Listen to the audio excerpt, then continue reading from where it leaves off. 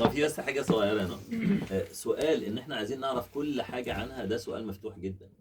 ده حاجه دراسات بتتعمل بقى لها 20 سنه وحاجات كتيره ممكن يتكلم فيها 3 4 ساعات. لمعرفة لكن اسالي المزيد. سؤال محدد. دايما الاسئله تبقى محدده لاجابات محدده.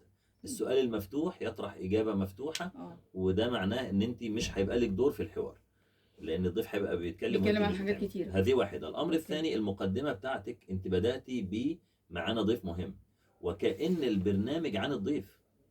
البرنامج مش عن الضيف. البرنامج عن حقن معينه بتستخدم لغرض معين. كان المفروض فممكن ادي نقول مقدمه الاول يعني ايه حقن عنها. المونجارو مثلا. مين اللي المفروض انها تستخدمها، ايه الحالات اللي ما ينفعش تستخدمي فيها الحقن دي. طب ممكن اقولهم تاني؟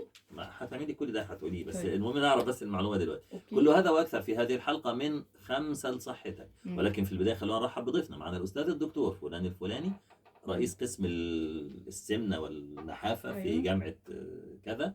دكتور محمد، ازاي حضرتك؟ اهلا وسهلا. دكتور محمد، ما اهميه استخدام حقنه كذا؟ ما اهميه مش عارف ايه، وتسالي السؤال الاول بقى.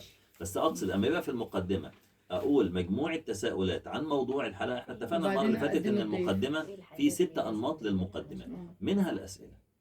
تمام. طيب مين ما عملش المقدمه؟